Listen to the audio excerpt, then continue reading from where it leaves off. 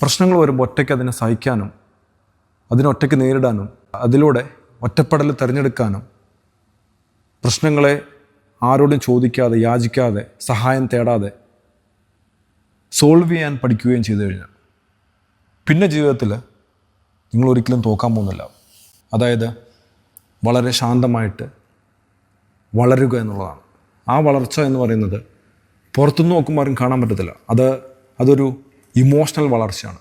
അതിലൂടെ നിങ്ങൾ ഉണ്ടാക്കിയെടുക്കുന്ന അനുഭവങ്ങൾ, പഠിച്ചെടുക്കുന്ന പാഠങ്ങൾ, ആ പറയുന്ന സ്ട്രെസ് മാനേജ്മെൻറ്റ്, ആ ഒറ്റപ്പെടലിനെ എങ്ങനെ നിങ്ങൾ എഫക്റ്റീവായിട്ടുള്ള ഒരു അവസ്ഥയിലേക്ക് മാറ്റിയെടുക്കുന്നു എന്നുള്ള ഒരു ട്രാൻസിഷൻ സ്റ്റേജ്, അതെല്ലാം കൂടെ കൂടി വരുമ്പോൾ ഒരിക്കൽ നിങ്ങൾ അതിൽ നിന്ന് സുഖപ്പെട്ട് പുറത്തേക്ക് വരുമ്പോൾ, ഹീലായിട്ട് പുറത്തേക്ക് വരുമ്പോൾ, ആ റിസൾട്ട് കാണുമ്പോൾ ആളുകൾക്ക് മനസ്സിലാവണം ഈ പറയുന്ന വ്യക്തി ഒറ്റപ്പെട്ടു പോയിട്ടും കുറേ നാൾ അവരുടെ ഇടയിൽ നിന്ന് മാറി നിന്നപ്പോഴും